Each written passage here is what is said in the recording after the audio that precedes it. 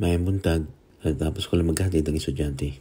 At ito kami ng anak ko, hinihintay yung nanay niya. Hindi na nagpasundo ang nanay niya dahil sasabihin na lang doon sa kaibigan namin si Cham. Habang naghihintay kami, tambay muna kami dito sa labas. Papaaraw, kukulitan, at meron siyang bagong sapatos.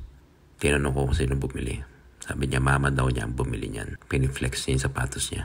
Maraming characters yan. Stitch, si Pluto, si Mickey Mouse, at yung nasa Toy Story. Alam niya, kilala niya yung mga yan. Nagustuhan niya nung binili ang nanay niya. Pagkatapos nga yan, tinanong ko siya kung anong pangalan niya.